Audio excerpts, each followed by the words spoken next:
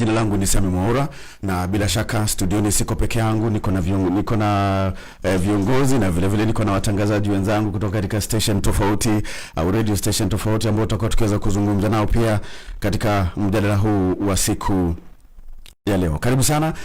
Jina langu ni Sami Mwaura kutoka Mo Radio. Msanangu FM watakuwa kiweza kujitambulisha tafadhali. Mimi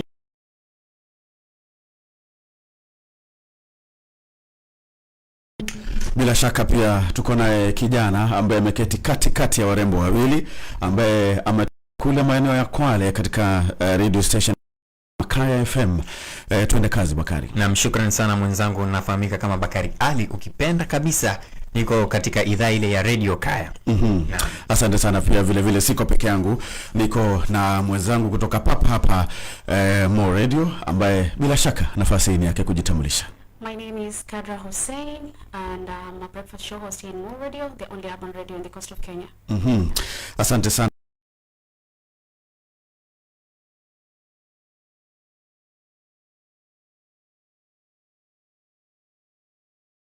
Katika mkono wangu wa kulia ameketi kiongozi wa chama cha Wiper aliyekuwa naibu kunena na watu ya Pwani, hata kama mmetuamsha mapema sana au katika ziara hii ya kiongozi wa kanda ya Pwani. Kumbuka msikilizaji, popote pale ulipo, ambazo nitakuwa nikiweza kuzifungulia hapo baadaye, lakini kwa sasa tunatupata moja kwa moja pia katika viongozi walioko studio na pia pale mtazamaji unatupata pale, tutakuwa na mazungumzo haya pia. Kumbuka pia jumbe fupi tu nitakuwa nikiweza tutakuwa tukiweza wakati ambapo kabla muda mfupi tu kabla ya kutamatisha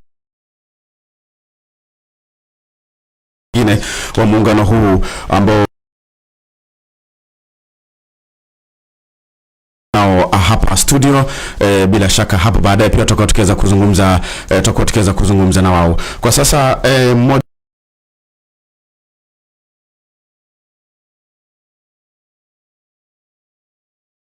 ziara ya ukombozi ya kanda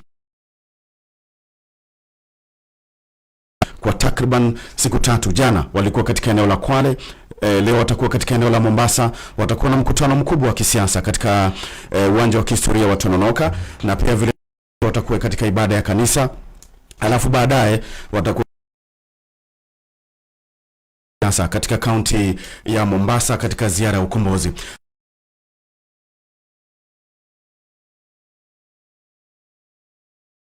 ya kanda ya Pwani. Mmeitaja kama ziara ya ukombozi. Tunaona ukombozi kwa upande wa Pwani.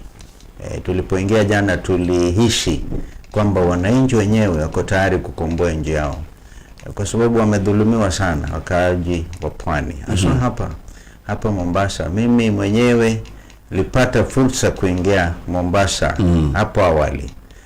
Mara tu nilipomaliza form 5 and form 6 nikaja kutafuta kazi. Mimi nikapata kazi kama preventive officer trainee katika Mombasa Port. Kwa hivyo naelewa sana na mambo ya Mombasa hii. Vile wenyeji wenyewe hasa ndugu zetu wa Mijikenda wamekaliwa kimabavu almost. Na wao ni kwa huku, lakini unaona kwamba ni kama wanajihisi kwamba ndio ukasikia kwamba Pwani si Kenya wakati ule, kwa sababu ya hali ya dhuluma. Vijana hawapati kazi, vijana wakijaribu kusema kwamba wasaidike wanaletewa pia mihadarati ndio kwamba waishe kabisa. Kwa hivyo safari hii hasa tukiwahimiza pia wachukue kadi. Wao wenyewe wamesema wako kadi, sisi tuko kadi. Mwito wa kadi ni wao wenyewe. Hiyo ni lugha ya ukombozi. Kuuliza mwenzako, je, we uko kadi wewe? Mimi niko nayo. Na wakaanza hawa. Kwa hivyo tulipoingia tulihisi kwamba Wapwani wenyewe na hayo hasa mwenzangu hapa atawaelezeni yale ambayo tuko nayo, kwa sababu Wakenya wengi na hapo wa pwani. Likoni uliposema wangapi, huyo ndugu yangu upenda sana kusikiliza ground. Anasikiliza ground.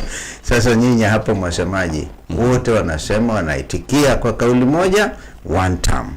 Tunaposema one term, wakisema wenyewe one term, ni pia lugha ya ukombozi.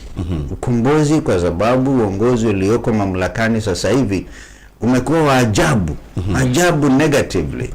Ajabu kwa sababu walisema wao watawasaidia kina mama mboga, sijui mama mboga akitoka pale atapatiwa hata hawe na nguvu za kuanzia market, vijana bodaboda,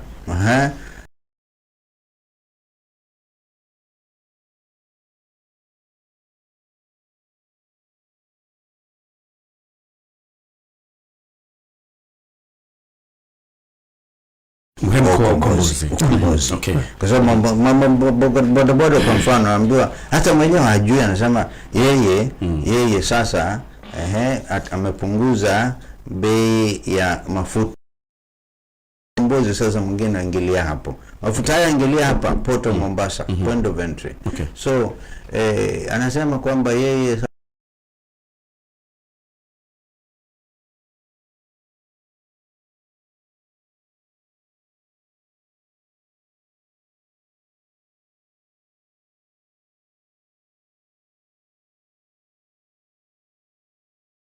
katika kanda ya pwani, katika eneo la Mombasa, matatizo ambayo Wakenya wengine Mazeras, pale Ukuda, pale Msambweni, tukija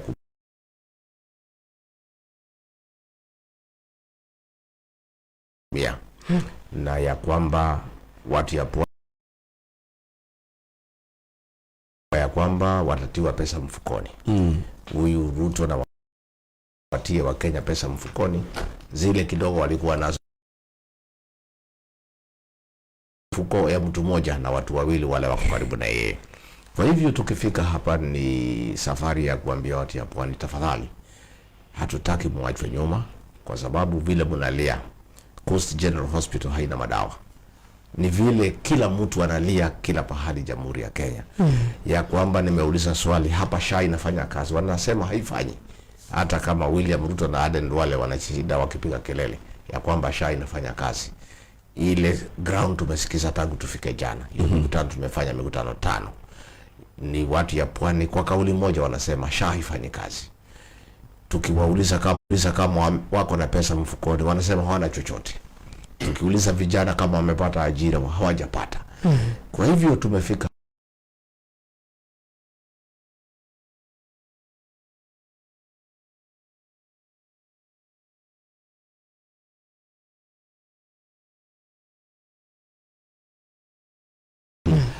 baadaye tutazungumza na viongozi, kwa sababu lazima kwanza usikize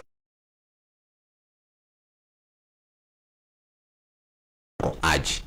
Kwa hivyo sisi tumefika hapa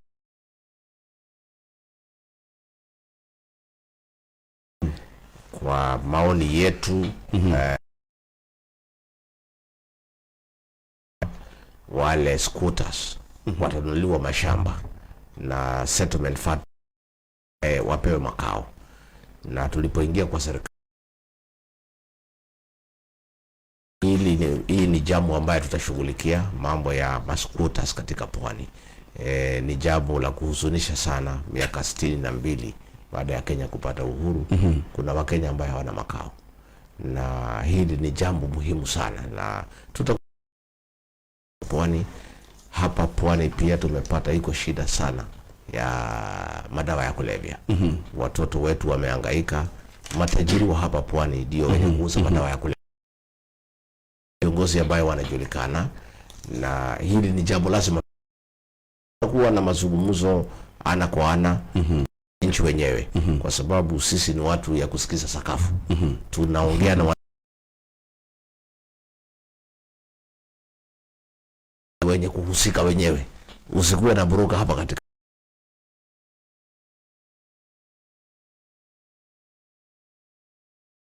tuko wananchi, hatukuwachochea. Hakuna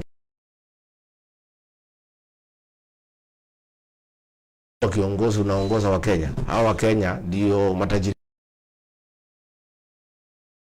Uongozo vipi? Kwa hivyo safari yetu hapa ya siku 3 ni ya kusikiza wa pwani. Ndio tuelewane kabisa, watu ya pwani mnaona.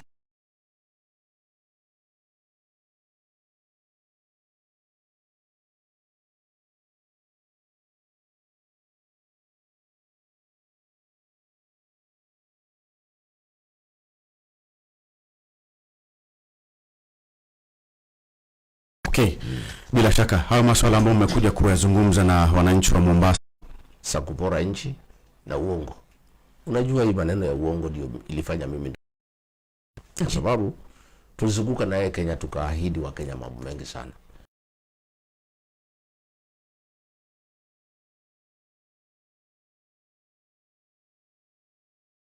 Pia ni mtu ya ukweli. Yeye anajulikana kama truthful man. Hii tubadilishe. Sisi tunataka kutoa ahadi kwa watu ya pwani. Sisi katika jamii ya Mijikenda ni watu ambao wako na bidii sana, na pia wako na watoto wamesoma. Historia ya Kenya tulikuwa na viongozi Ronald Gala na Wakatana Ngala, Karisa Maitha, huyu Ali Mwakwere. Tuko na viongozi shupavu ya Mijikenda. Itakuwaje hawako kwa meza ya kitaifa? Hii mambo ya pwani imekuwa na shida kwa sababu katika meza ya kitaifa hata kama Mijikenda ndio majority katika pwani, hawako kwa meza ya kitaifa. Wametuma mabroka, wameenda kuongea juu ya Mijikenda. Huyu Hassan Joho mambo ya Mijikenda atajua namna gani? Haelewi hawa, haelewi mila zao, haelewi desturi zao, haelewi chanzo ya maendeleo ya watu ya Mijikenda na challenges yao. Kwa hivyo hata tukiwa hapa kuongea na wananchi wa kawaida, tunataka kuuliza viongozi ya Mijikenda wajitokeze, kwa sababu jamii inaongozwa na viongozi. Tuko na watu wamesoma vizuri, tuko na watu wako na experience ya uongozi. Tunaomba jamii ya Mijikenda msikuje tena kwa meza ya kitaifa kupitia maburuka ya kisiasa. Itakuwaje kiongozi ako na less than 3% ya umaarufu katika pwani ataongoza Mijikenda, watu wako katika kura milioni 2? Kwa hivyo wale wenye kuelewa shida ya jamii ni watu ya jamii hiyo, na sisi hata kama tunajaribu kuelewa mambo ya Mijikenda, watu ya Mijikenda wanaielewa hata kuliko sisi. Na ndio sisi tunauliza tukuwe na uhusiano, tuanze kuketi chini na viongozi ya Mijikenda, wakae na Wakenya wengine, kwa sababu tunataka kuleta Kenya yote pamoja. Lakini ndio Kenya ikuje pamoja, lazima kila jamii ishirikishwe na ile mambo na husu hiyo jamii ieleweke vizuri. Kwa hivyo uongozi wetu ni wale ya kushirikisha kila mtu, hasa watu ya pwani. Tunataka watu ya Mijikenda wakuwe pale kwa meza. Sisi tunaona haya sana katika hii bandari ya Mombasa. Hii bandari ya Mombasa iko hapa pwani. Imekuwaje ajira ikitangazwa? Yule MD amekuwa pale, anaitwa Captain William Ruto. Amejaza watu ya jamii yake katika bandari. Na vijana ya pwani wale wamesoma, wale wako na bidii wako hapa, hawapati ajira. Alafu sasa wanaambiwa ati warudishe William Ruto. Serikali yake yule MD ameweka pale, amepuuza vijana ya pwani. Ameenda kwao, ameleta watu ya jamii yake, amejaza katika bandari la Mombasa. Haya ndiye mambo sisi tutafanya kitofauti, ya kwamba watu ya pwani wapewe kipawa mbele, wapewe nafasi. Kama ni hii bandari ya Mombasa waiongoze, kwa sababu iko hapa, wanaelewa mambo ya pwani kuliko sisi, wanaelewa mambo ya uvuvi kuliko sisi. Kwa hivyo uongozi wetu utakuwa tofauti, na tofauti yetu na wengine ni kushirikisha watu ya pwani katika meza ya kitaifa. Pale mambo ya Kenya itaongelewa, watu ya pwani waketi pale, ndio pia walete yale maneno na husu watu ya pwani, tuitengeneze pamoja, ndio watu ya pwani waweze kuendelea mbele. Okay. Asante. Yale ndugu huyu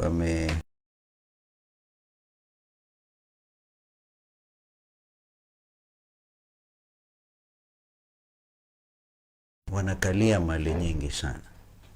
Hebu angalia kwa upande wa Kwale County, kama kwa mfano Kwale pale kuna Mrima Hills. yenye sifa kubwa duniani, kwamba kuna Nodium, ile rasilimali ya swa, kando na kina base titanium ambao wamekuja Australia wakajaribu, lakini wakaacha watu wakilialia. Swala la Mrima lina umuhimu sana kwa watu wa pwani. Kama hiyo rasilimali itaangaziwa na wenyeji wapatiwe kipaumbele katika kumiliki hali hiyo ya mali yao wenyewe, utapata kwamba hakuna mpwani ambaye atakuwa ana shida kulipia mtoto wake karo, ama kuna maskini kama ule ambao kila mtu anajua kwamba hali ya maskini imenawiri haswa kwa upande la. Hebu angalia mambo kama Ramisi Sugar, mambo hayo yote yamekwama. Korosho. Kila mtu anajua wakati mmoja korosho tulikuwa na mipangilio wakati huo, hata wakati wa Moi mwenyewe kuimarisha, wakati wa Karisa Maitha na wale wengine, tuangalie korosho itakuwaje. Lakini kama wanafurahia kama ni mnazi, kwa mfano mnazi, sema watu wa pwani ilikuwa inajulikana wakati wanasema watu wa kila mnazi tu, sasa ndio ukombozi huo, kwamba hii minazi yetu pia tunaweza tukaitumia kivingine, tunaweza tukaimarisha hali ya maisha yetu. Absentee landlords, Mwangeka uliuliza mambo hayo. Ardhi, swala la katika eneo la pwani lina umuhimu mkubwa kwenu huku wale wazaliwa hapa, na kisha baadaye unaishi kwa maisha yako kama ambavyo amesema ndugu Rigiji kwamba miaka 62 tangu tujinyakulie uhuru, watu wanaishi tu kiufukara. Ukombozi umefika, na sasa jamii ya Mijikenda, Makuzo wa Rigiji na Makuzo wetu. Tunaposema Makuzo, hata mimi mwenyewe naamini kwamba yule ambaye anavinyiliwa vikali zaidi na hali mbovu ya kuimarisha uchumi ni mpwani, na kwa hivyo huyu ni Kuzo nambari 1. Kuna wale wengine ambao wanaishi hapa Mombasa hapa ni kwa kila mtu, wao ni Makuzo pia, hata ingawaje wanatoka Luo, Nyanza, wanatoka kwingine na kwingine, kila mtu ni Kuzo. Yule amevinyiliwa kabisa na sera mbaya ya Kasongo, huyu ni Mkuzo kila mtu. Kwa hivyo hata juzi nilikuwa mwingi Waria kule wakasema sisi ni Makuzo. Okay? Kwa hivyo na pia tuangazie pia swala hili lenye umuhimu mkubwa sana. Utasikia wengine hapa wakisema Sami na Mwangeka kwamba nyinyi watu wa bara sijui nini, kwa sababu anaogopa kwamba mtu kama Muhammad Ali jichopevu amejitokeza wazi, kijana mpwani, lakini kwa sababu asilia yake wengine wanasema tunasema kila mtu hapa. Kwanza sura ya Kenya hii iko hapa Mombasa, kando na ndugu zetu hao wengine ambao ni wenyeji wenye asilia Mijikenda hawa, lakini kuna wengine wameingia hapa. Kumbuka hapa Nyali constituency kwa mfano, aliyekuwa mjumbe kabla ya Muhammad Ali alikuwa nani? Awiti. Hata Awiti wakati mmoja alikuwa anataka kuwa gavana. Alikuwa kwa chama changu, alikuwa treasurer wa Wiper. Sasa lakini Wiper pia imekuwa Patriotic Front. Ili tuimarishe hali ya ukombozi, tunajiita Wiper pamoja na wenzetu wa Sikiliza Ground na DAPK na DP na wale wengine. Kwa hivyo tukisema tuelewa shida za wenzetu wa pwani, minute, na kama ambavyo Rigiji amesema yeye mwenyewe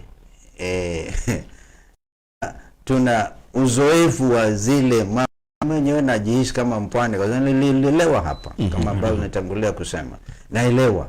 Na kwa hivyo jamii ya Mijikenda, na kuna jamii nyingine Wakamba huko anajiita Mijikumi. Unaona, kila mtu anajihisi kwamba, lakini wote wamelemewa na hali mbovu ya uchumi, na ndio sasa tukaja anavyosema William Ruto kwamba sisi hatuna agenda. Agenda iliyo mbele yetu ni muhimu zaidi, lakini Wakenya kwanza anasema nyinyi kabla kuleta hii agenda yenu tukubaliane kwamba hali imedhoofika kiwango ambacho hatuwezi tukavumilia. Tunasema jamaa kwanza atolewe, lakini huku tukimtoa kwa hali ya ukombozi pia tutahakikisha kwamba ajenda ya mpwani kama vitangulia mwenzangu hapa, pwani ni Kenya. Kwa sababu vijana walikuwa wamefikia mahali kule wakasema wanakaya wale walikuwa Katule kaya bombo, lakini mambo hayo yote sisi tunayaelewa. Naam, Mheshimiwa Manstivo na Mheshimiwa Rigiji, nyote mmekuwa katika uongozi na mmesema changamoto za ukanda wa pwani zimekuwa kwa takriban miaka 62. Kuna yule mkazi wa pwani ambaye amesema huyu kazini yangu Rigiji na huyu kazini yangu Manstivo amekuwa katika nyadhifa mbalimbali za uongozi. Mheshimiwa Rigathi Gachagua ulikuwa makamu wa rais, Mheshimiwa Kalonzo ulikuwa makamu wa rais na naibu wa rais. Na labda hizi changamoto zimekuwa pale, ni kitu kipi kipya ambacho mtamletea katika hili swala la ardhi, mihadarati na masuala mengine ambayo yamekuwa yakiwakumba, wakati pia kuna wakati ambapo nyinyi wawili nyote mmekuwa katika madaraka? Asante sana ndugu yangu. Ni kweli mimi nilikuwa naibu wa rais kwa muda mfupi sana, mwaka 2 peke yake, na tukakosana na huyu Kasongo kwa sababu ni muongo, na mimi mambo ya uongo sitaki. Na tukakosana na yeye kwa sababu ya kuteka vijana nyara na kuua vijana, na mimi nilitoa taarifa nikiwa naibu wa rais hapa Mombasa, na nikamwambia Kasongo, mimi mambo ya mauaji sitaki na ni makosa na ni kinyume na haki za binadamu, pia Mungu hataki watu kuua wengine. Mimi ukiniuliza, nilifanya kazi ya kupigana na mihadarati hapa pwani. Nikiwa naibu wa rais nilikuja hapa nikafanya mkutano mkubwa na maafisa wote wa usalama na viongozi. Na viongozi hapa wakanikashifu sana. Hawataki hiyo maneno kwa sababu wanahusika. Wengi sana wanahusika. Huyu Mohamed Adi alikuja kwa hiyo mkutano kwa sababu anapigana na mihadarati. Lakini wabunge wengi sana hapa pwani, hata gavana alitoroka akatuma deputy governor, hawataki hiyo mazungumzo. Kwa sababu lazima hii maneno tuiongee kwa njia ya ukweli, ya kwamba wanasiasa na wafanyabiashara hapa pwani ndio wanafanya biashara ya madawa za kulevya,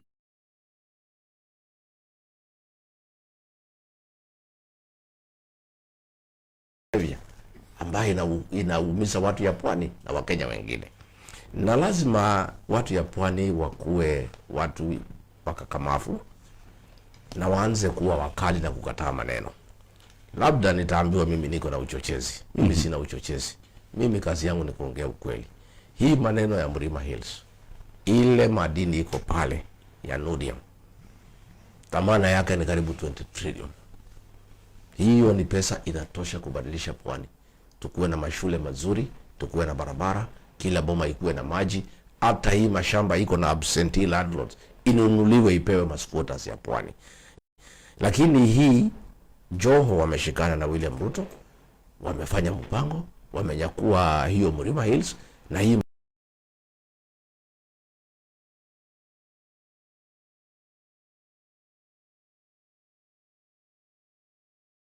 madini ya watu ya pwani naibiwa, anaketi hasemi chochote.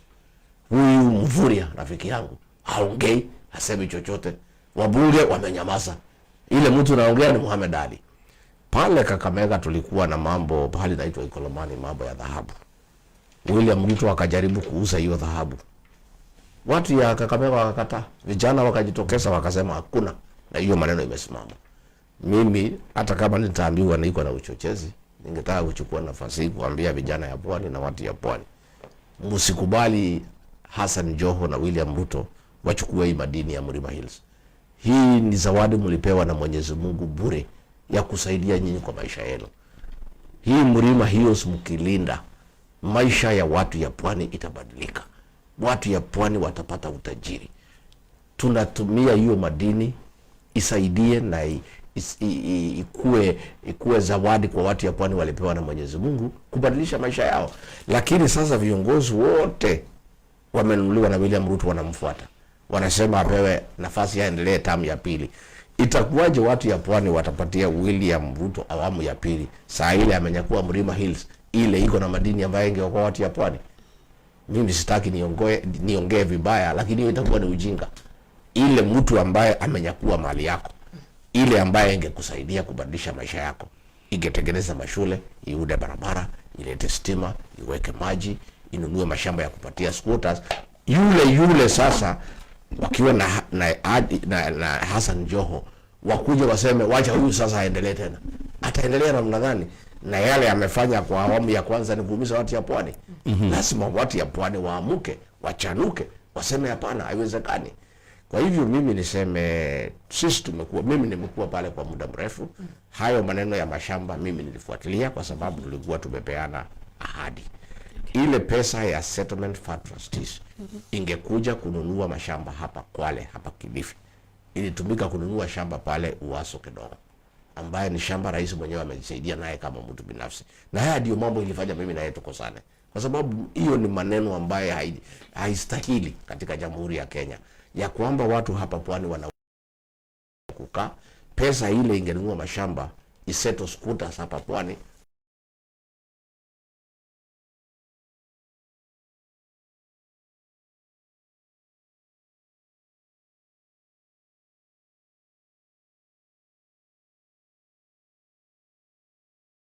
Viongozi wa kusimama na ukweli ambaye tutasikizana, tutatekeleza.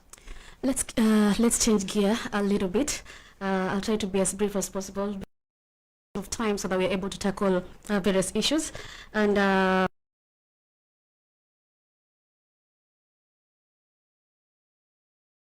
been at different capacities in different decades. We've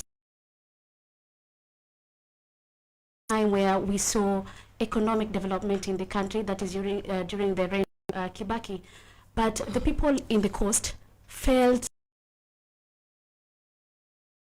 So why would anyone want to trust that we overlook this issue of bad governance and address the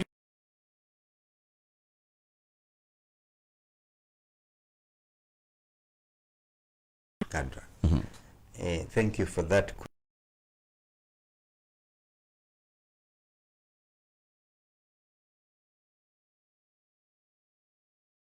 Is that when you are vice president, as I was vice president,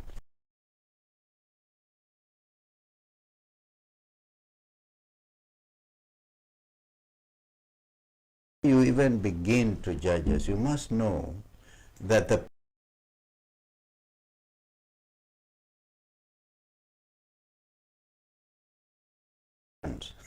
he's not the decision maker. At the end of the day,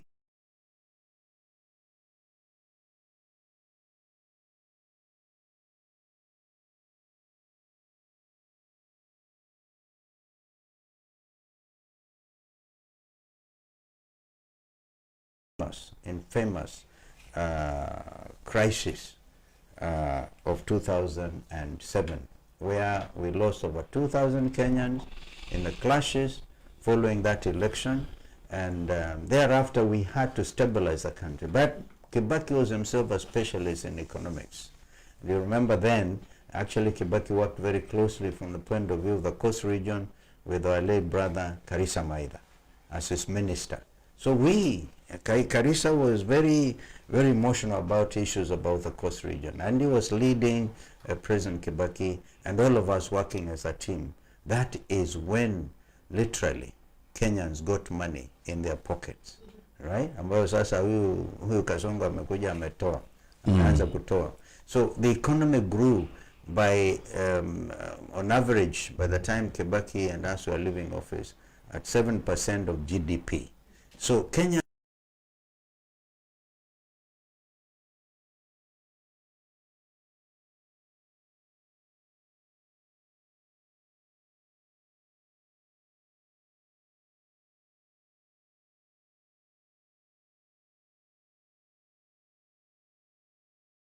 ya utulifu wa Kenya hii, kwa sababu kulikuwa na shida kubwa sana kufuatia uchaguzi wa 2007.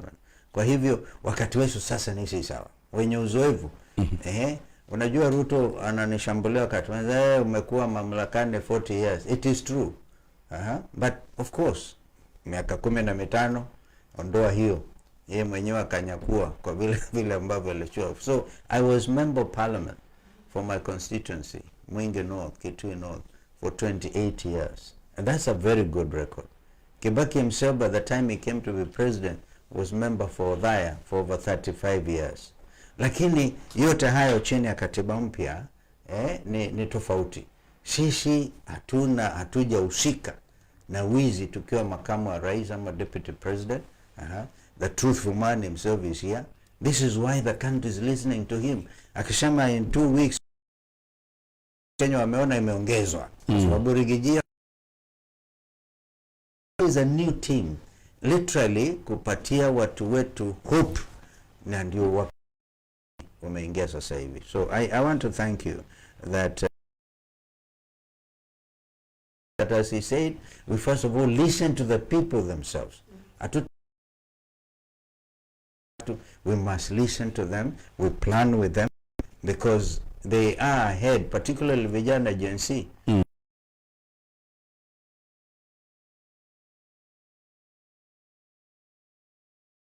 First to listen to them, and really, and we really know wameleta hali ya ukombozi hata kabla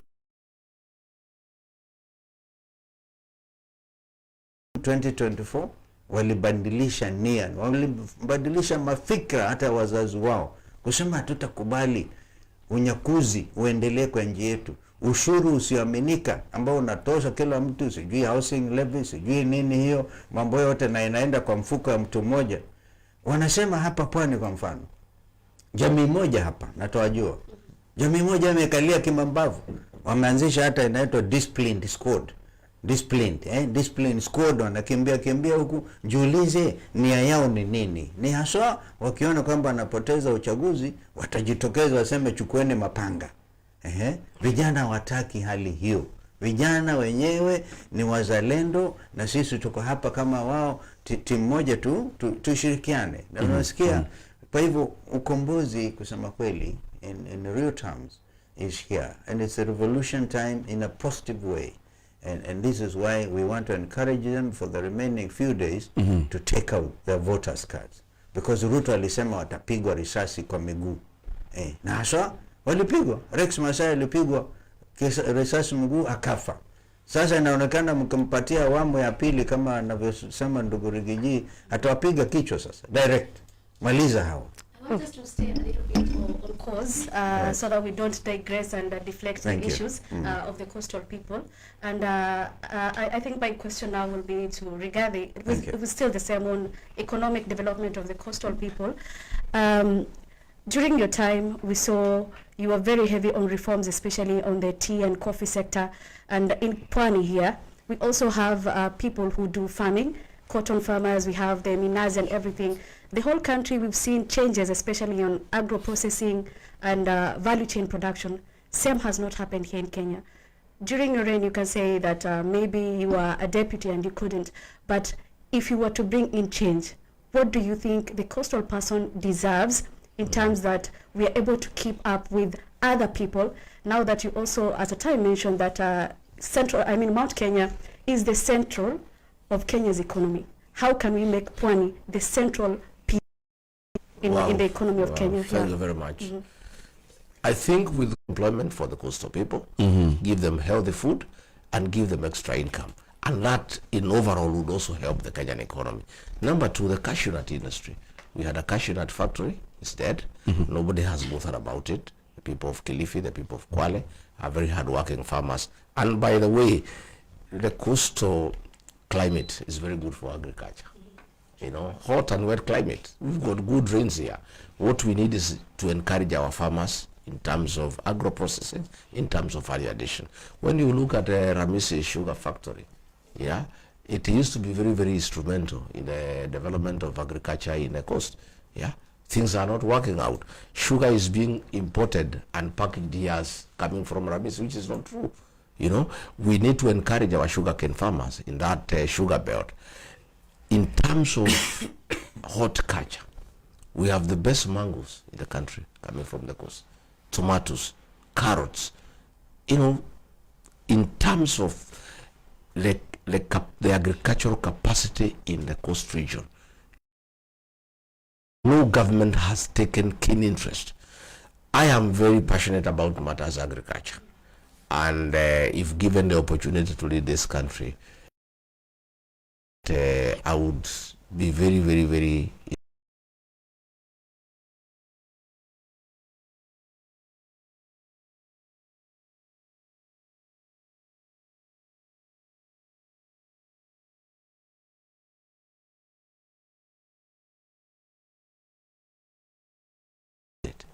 the way I did coffee. And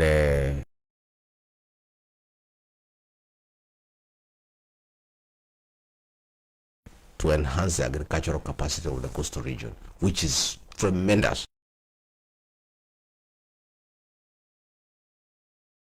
Good soils, good rain, good climate, and land.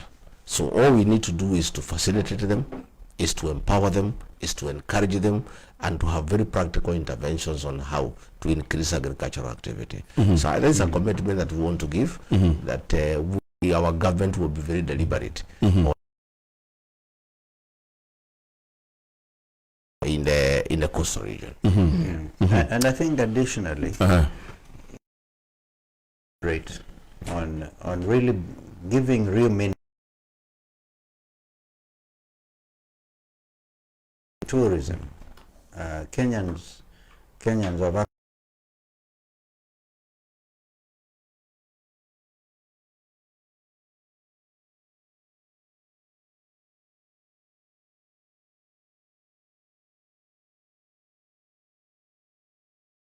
problems arose in Algeria.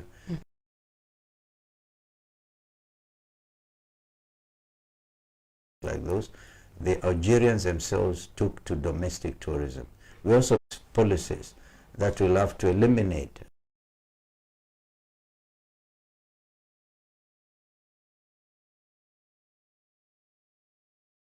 msikilizaji na vile vile mtazamaji unaendelea kutizama mazungumzo katika katikati mwa jiji la Mombasa, moja kwa moja msikilizaji kupitia Mo Radio.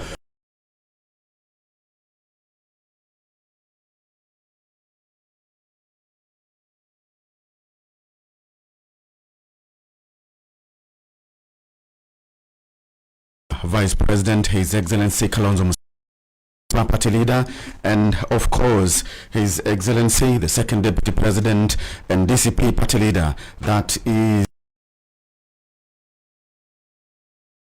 masuala mengine, masuala yanayohusu masuala bila shaka masuala ya kisiasa na masuala mazima ya kisiasa kwa muda mfupi tu, kisha tutakuwa tukiweza labda pengine baadaye kupisha viongozi wengine waweze kuingia studio pia tuweze kuzungumza na wao. Na moja kwa moja labda pengine kama tunaweza kuanza na masuala mazima ya kisiasa katika eneo hili la Pwani.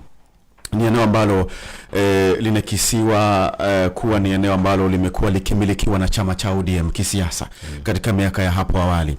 Lakini sasa hivi pia kuna ujio wa chama cha UDA katika uchaguzi wa mwaka 2022 ambacho kilionekana kupata uungwaji mkono kiasi cha haja. Chama cha Wiper vile vile kimekuwepo katika eneo hili la Pwani, japo hakijakuwa kikifanya vizuri sana, lakini kikaonekana kuzoa wabunge katika eneo la Taita Taveta. Sasa hivi cha Wiper zimeahidi Wakenya kwamba zitaweza kufanya kazi pamoja.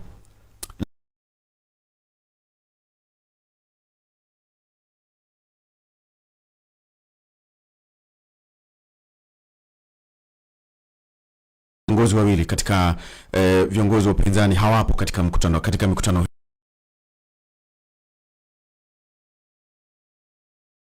ya haja kuwepo katika msururu huu. Ni vipi mtaweza kuhakikishia Wakenya kwamba mtaweza kushikamana pamoja? Sio kusema ya kwamba kwa sababu kila kiongozi anatafuta umaarufu wa chama yake ya kwamba hatuko pamoja. Inakuwa kila mtu aende atafute umaarufu wa chama yake, lakini from time to time zote tunakuwa pamoja kusukuma agenda ya United Opposition. Na niseme, umesema ni kweli, ODM ilikuwa na umaarufu, Wiper imekuwa hapa, lakini shida ya hasa Mombasa sio hata mambo ya vyama. Imekuwa ya kwamba familia moja imekalia watu ya Mombasa miaka nenda miaka rudi, ya kwamba watu wengine hata wanafika pahali wanajiita alfa. Unakuwa wewe kama ni Mungu, ya kwamba ati ukitaka kusimama kiti Mombasa lazima upewe idhini na mtu fulani. Ati ukitaka kufungua biashara Mombasa lazima upewe idhini na familia moja. Hiyo ndio maneno ambayo tunataka imalizike. Na ndio mimi nampongeza sana ndugu yangu mdogo Muhammad Ali, kwa sababu huyo ni kijana chipukizi, ni kijana hodari, ni kijana ambaye anajulikana kwa kuongea ukweli na kuwa haogopi na haonui uoga. Na ndio sisi mimi DCP na Wiper tunamunga mkono kwa gavana wa Mombasa. Aleta mabadiliko katika Mombasa. Tuache siasa ya kuabudu familia moja. tuache maneno ya kuwa lazima wamuinamie binadamu mwenzao na si Mungu. Hiyo ni maneno ambayo tunataka ifike mwisho. Na ndio nakwambia chama cha DCP na chama cha Wiper itakuwa na umaarufu mkali sana hapa na Mombasa, kwa sababu inatoa watu ya Mombasa siasa ya familia moja ya kuabudu mtu na si Mungu. Kwa hivyo watu wengi sana, tupo na aspirants wengi sana wale ambaye hapo awali wangefika kwa hii familia kuomba ruhusa ndio apiganie kiti fulani. Ati ukitaka kuanzisha biashara lazima uende kwa mtu fulani ukatafute umaarufu. Sasa vyama vyetu ni kidemokrasia. Tunataka kukomboa wapwani, watu ya Mombasa, ya kwamba sio lazima uende umwabudu binadamu mwenzako. Kwa hivyo niseme mambo ya ODM, na mimi niliambia watu ya ODM wakakataa kunisikia.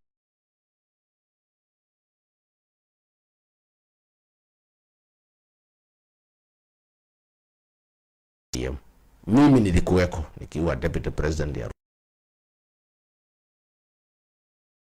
nitaisabaratisha. Siwezi kubali nikiwa rais wa jamhuri ya na umaarufu kuliko UDA. Akaenda akatafuta Raila Odinga, alikuwa anamsaidia aende Addis Ababa pale kwa AU, na alikuwa amepanga Raila akienda kwa AU atachukua nafasi sasa kuingilia mambo ya ODM. Kwa bahati mbaya mzee wetu akapumzika, na Mwenyezi Mungu amlale vizuri ali peponi. Sasa tangu Raila apumzike, huyu William Ruto ameweka high gear ya kusabaratisha ODM. Na ODM ameimaliza. Hapa pwani ameikoroga kupitia Hassan Joho. Pale magharibi ameisabaratisha kupitia Wycliffe Oparanya. Pale Luo Nyanza iko grupu mbili, moja anafuata William Ruto, ingine anafuata akina Babu na akina Orengo. Kwa hivyo hata hapa pwani lazima wapwani wajiulize ya kwamba hii ODM ilikuwa ya Raila Odinga ya kupigania Wakenya. Juzi tumekuwa tukiongea mambo ya kuongezwa bei ya petroli na diesel. Kama Raila angekuwa uhai, angekuwa pale mbele akipigania Wakenya. Siku ile tulikuwa tunapigania haki ya Wakenya kwa sababu ya kuongezwa bei ya mafuta, akina Oburu Odinga walikuwa naomba heshima. Sasa hii chama sio ile Raila aliunda. Kwa hivyo watu ya pwani wale walikuwa nafuata ODM, wajue ile ODM ya Raila Odinga sio ile sasa iko. Ile ODM iko mlengo moja ni ya William Ruto. Na hakuna vile watu ya pwani watakuwa wanasema wanataka Ruto wakuwe one term alafu wafuate ODM ile ya William Ruto. Itakuwa hakuna pahali unaenda. Kwa hivyo katika siasa ya Kenya lazima Wakenya sasa wajipange upya, waangalie zile vyama ziko, zile zinapigania haki ya Wakenya, zile zinataka kukomboa Wakenya. Na kwa saa hii sisi tukiwa hapa pwani, DAP-K na Wiper na DCP tumejitolea kufanya kazi pamoja na watu ya pwani, na tunawaomba waingie katika chama cha DCP, waingie katika chama cha Wiper, waingie chama cha DAP Kenya, kwa sababu hii ndio viongozi ambayo wamejitolea kukomboa Kenya, na tungetaka hii safari tutembee pamoja na watu ya pwani. Na sisi tuambie watu ya pwani tutakuwa na free and fair nomination. Wale ambayo wangetaka kujiunga na hizi vyama wakuje tufanye kazi pamoja ya kukomboa wapwani, ya kukomboa Kenya, ya kutafuta jisimamia, na wataheshimika wakiwa na mapato, tukiwa tumerekebisha mambo ya afya, tumerekebisha mambo ya biashara, tumetafutia vijana ajira, tumepigana na mambo ya mihadarati. Mambo lazima ikuwe mpya sasa. Watu waangalie mambo na njia mpya, kwa sababu mambo imebadilika. Okay. Alright. Tusalie hapo kwenye hilo swala.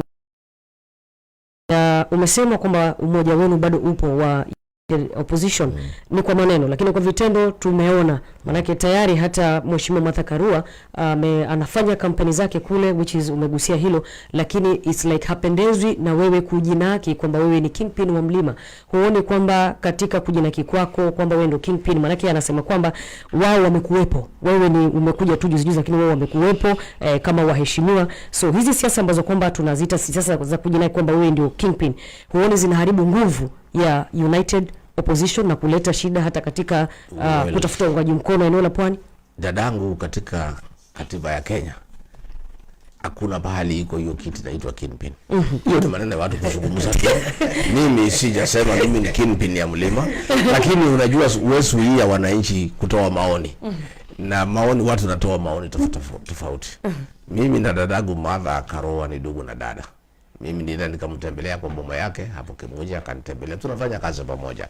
Lakini Martha Karua ako na chama cha PLP. Yes. Lazima aitafutie umaarufu. Okay. Na ni mzuri, na mimi na encourage aendelee kutafutia PLP umaarufu. Pia mimi natafutia DCP umaarufu. Lakini wenye kuamua ni wananchi wataamua. Lakini hiyo sikusema ya kwamba kwa sababu anatafuta umaarufu ya chama yake na mimi yangu tuko na tofauti yoyote. Kwa hivyo hiyo maneno ya kingpin, hakuna kiti kama hicho. Kiti ambayo mimi nataka ni ya rais wa Jamhuri ya Kenya. Ya kingpin, kama kuna mtu wako na haja naye hiyo achukue. Sina haja naye. Kwa hivyo lakini huwezi zuia watu kuwa na maoni tofauti. Kwa sababu Kenya ni nchi ya demokrasia. And I want to assure you, you are one people. Tumekubaliana. It doesn't matter what it takes. Tutatoa one candidate ya kupambana na William Ruto. Nafikiri hiyo ndio kitu ya maana ya siasa ambayo itaendelea. Lakini pale mwisho kwa mapenzi ya Mungu early next year labda tutakuwa tumekubaliana ni nani ambaye kutoka mamlaka. All right. That is early next year.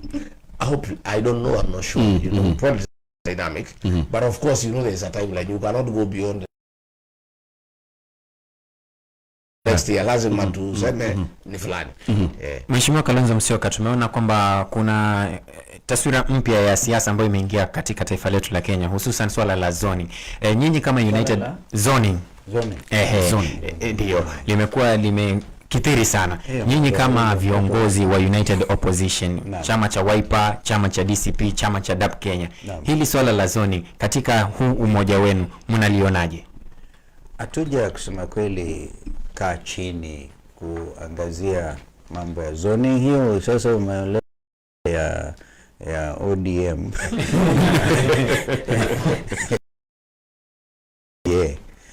Na hatuko hapa tuwapigie debe. Sisi nia yetu ni moja, kama ambavyo umetangulia kusema. Kwanza tutakuwa timu moja.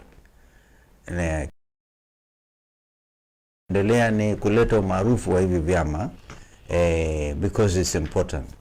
Mwishowe nia yetu ni kwamba tuwe na wabunge wa kutosha kwa bunge lijalo la 14, muhula wa 14, wakilishi wa counties vile. Na tukiona kwa mfano hapa tulipo, mimi hata na ndugu Rigiji tumeangalia tukaona Mohamed Ali huyu kwa sababu timu yetu timu yetu sisi wanawepa kwa mfano, tunaona anaweza kupeperusha bendera ya ugavana wa Wiper Patriotic Front hapa Mombasa. Hiyo sio zoning. Hiyo ni hali ilivyo.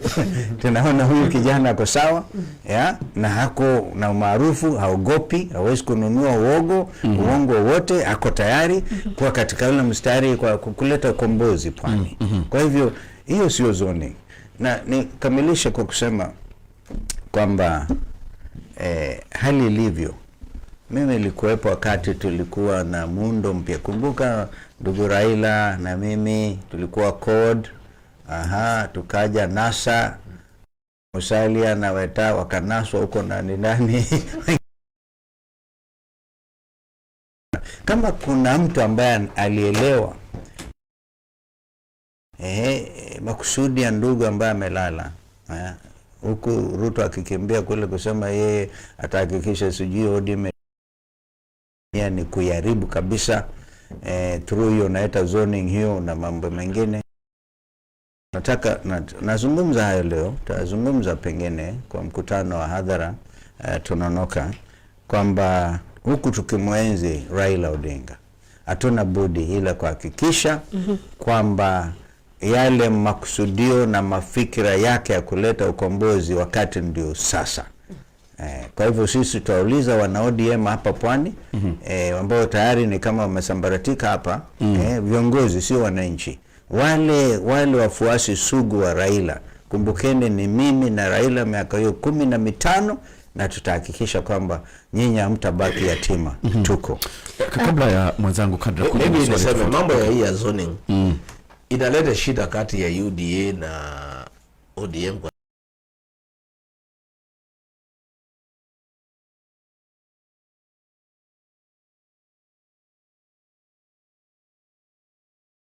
wale ya ODM wanaona wakimezwa watapata matatizo. Tena unajua William Ruto watu wengi wa mimi na watu ya mlima tumuunge mkono. Alafu tugeuka akatupiga akatuchenga. Sasa hata wale watu ya ODM wako na wasiwasi ya kwamba nobody can trust William Ruto. Kama sasa hiyo kiti ya deputy president ameenda pale ameaidia Oburu Odinga. Ameaidia huyu mama wa Suluhu anaitwa nani? Huyu Homa Bay.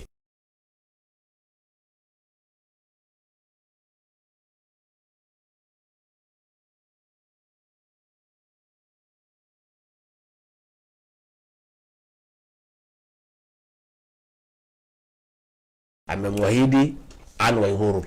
Hii kiti ameahidi karibu watu 20.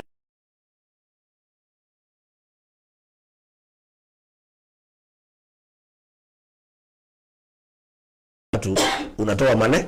Hata mimi nimeahidiwa.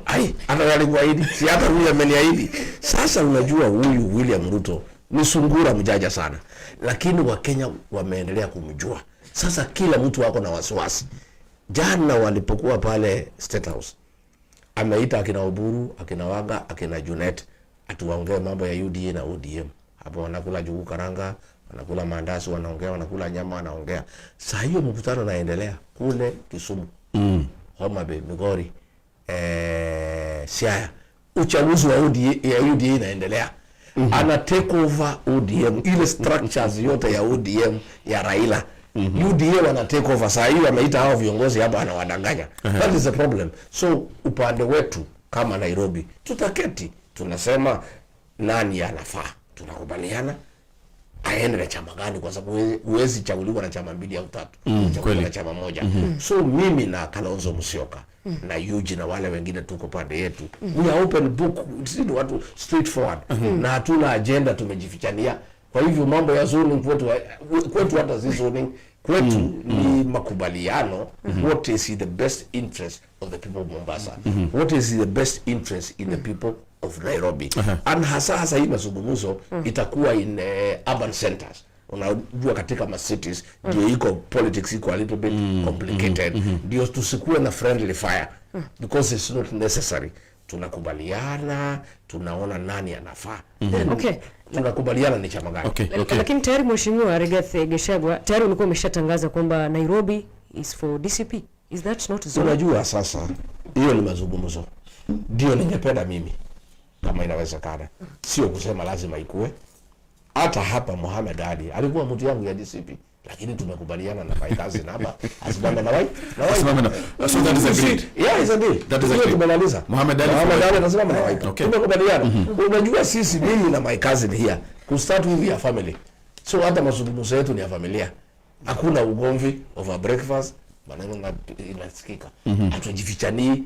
Hakuna mtu anabeba kisu kugonga ingine mgongo. Lakini yule Ruto kisu iko nyuma. Sasa ningekari na yeye lazima uwe careful. Lakini Mheshimiwa Rigiji, kabla tumalizie hapo ndio tumpishe mwenzetu Kadra for this the next set of questions. The issue of vyama kukaa chini kukubaliana. Mlikubaliana pale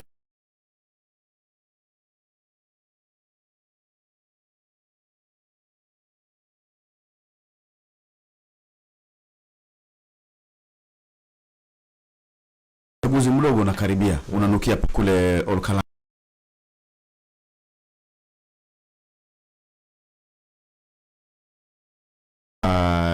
PLP Martha Karua pia vile amesema atakuwa na mgombea pia. Chama cha Why don't you this time around then agree to have one candidate for No, pale ni tofauti.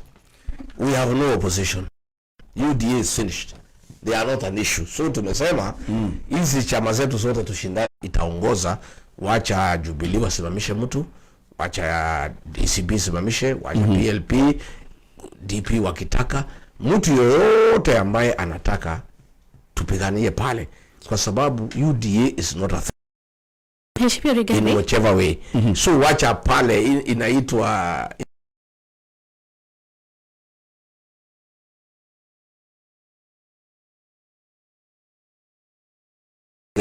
kabla you enter to the main contest. The opportunity I'll allow is a friendly match between the sister parties, because UDA is not an issue as far as I'm concerned. Okay. on that train of thoughts, as we finish up, we're going to wind up with these questions on political direction of the United Alternative Government. So far, Kenyans have had the rhetoric of one term during campaigns and anytime you guys have rallies, but they've never gotten clarity on the roadmap that you guys are going to use. Mheshimiwa Rigathi, I'll be specific. When you were seeking power in 2022, there was this hustler narrative and the bottom-up economic model. Kenyans knew. There's a group of Kenyans that are ultimately decided of whether they're going to be in the two-term camp or one-term camp, based on maybe ideology or maybe because they like you, as you say, there are people who like you, right? But there's this group that is undecided and they are waiting for the United Alternative Government to give them a direction on a clear roadmap that you guys are going to use to transform the country in where you guys deem that there are issues. What are you going to do, and actually when should Kenya wait to hear from you that roadmap that, you know what, this is what we want to do in terms of economic transformation of this country? Is it going to be about what are we going to do? You know, like when you listen to His Excellency the President, he's very clear about what he's doing for the country. As much as you may disagree with him, but he knows why he says whatever he says is right. So what exactly is that one thing that you guys have diagnosed as a problem that Kenya has, and you guys are going to give us a roadmap on when we're going to get there and how? Well, thank you. To start with, before I answer that question, there is a very big difference between what William Ruto is saying he is doing and what he's doing. He is saying he is doing many things, but what he's doing is different. He has done abductions and extrajudicial killings. He has sold. You are aware the IMF has suspended this.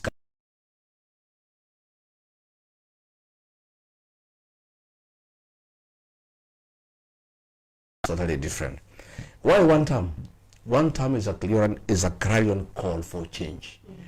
And before you can even say what you'll do for Kenya, you must agree on the fundamentals that it is not possible to transform Kenya when William Ruto is president, because he has ruined the Kenyan economy. He has violated human rights. He has created a country of goonism. So we are saying the prerequisite to change is the exit of William Ruto. That is why it is one term. But we have a plan. We have a good plan. We have said. What plan? Oh, we have explained. I will explain to you. We have said that we want to restore free primary education. The one that was brought by Mwai Kibaki and Kalonzo Musyoka. We have said we want to restore Leader Mama.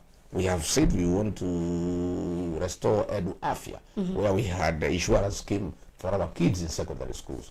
We have said that we want to create a good environment for business by doing away with the goonism and making sure there is security in the country.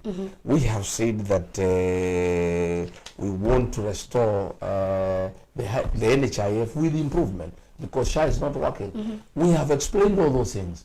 But you know, my dear, when we go to these public meetings, the Kenyan public don't even want to hear what we are saying.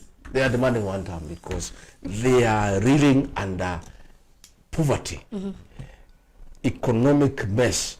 Like we have people who have done business with the government, county governments and national government. Over 900 billion worth of pending bills. They have not been paid. People are committing suicide. Family are breaking up. So there are many, many challenges. That is why you find everybody, the Kenyan public is saying, before you can even tell us what you want to do for us. You've branded yourself a nationalist, but there are seemingly other people who disagree with that, and they call you a tribalist, which is a dust that seemingly has clung to your coat for the long. Ethnicity is defined in our constitution. Created many ethnic groups in Kenya. With ethnic communities, he would have created 42 communities for whatever reason. So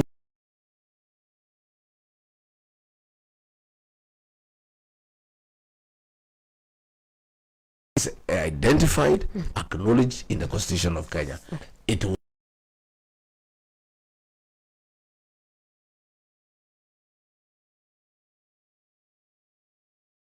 people talk different languages, identities. People have unique challenges. Why do you have a community radios? Because they discuss issues that are unique to those people. I'm not the one who created those radios. I just attend to go and talk to those people. If there was a problem of people talking their own language, those radios would not exist. But people have their language. People have unique challenges to a people. And when they invite me to these stations, I go, I talk to those particular communities. Thank you. Even Ramogi came to interview me, and the presenter was accusing me of tribalism. I asked him, why do you have this Ramogi radio in Doluo? You know, if there was a problem, people talking their language, this station will not exist. Okay. So you cannot. It doesn't bother me. I'm here in the course discussing national issues. I've been talking about the teachers of Kenya. I did not just talk Kenyans from my community. I talk for all the people of Kenya. I talk about all police officers in Kenya. I am a nationalist, but I cannot stop my detractors from trying to bring me down because they have nothing else against me. Thank you. Nothing. I have no issue of corruption. I have no issue of any crime that I've ever committed. They try to look for mistakes, things that they can accuse me of. They only talk about tribalism, and a few people believe it. Many Kenyans don't care, so I just move on. Thank you. Thank you. Mheshimiwa Kalonzo, tukimalizia hapo kwa haraka haraka, ulishasema kwamba kutakuwa na maandamano makubwa ambayo hajawahi kuonekana katika hii nchi mwezi Juni, kama sijakosea, tarehe 25. Miongoni mwa masuala ambayo kama mtakuwa mnasukuma. Hivyo tunaposema 25 kuangazia mambo hayo, mwaka jana walikuja tena wakajibu na mabunduki na fujo yote. Kwa sababu kama kuna swala moja Ruto angetaka isaulike kabisa, ni yale yalifanyika. Lakini we can't.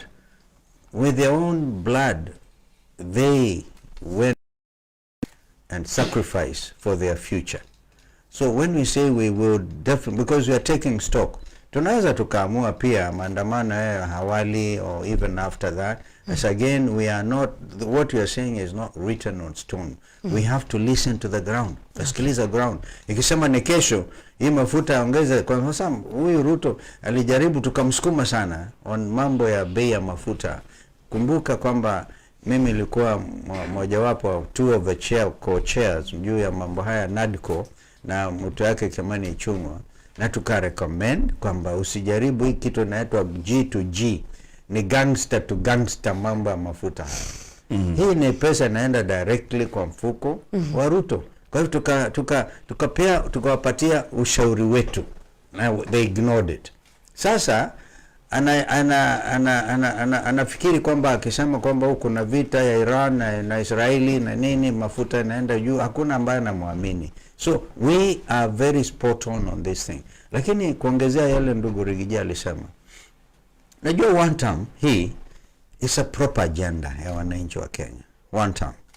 Akisha baadaye unasema ile agenda tuko nayo, we know Kenyans are waiting for a manifesto, madam. That manifesto will spell out exactly. Lakini wa Kenya kwanza, nyinyi kina Rigiji na Kalonzo na Wamala na JB Muturi na Matiang'i, nyinyi kwanza tuambieni. All right? We are telling them we are coming out. We are going to return our country to constitutionalism.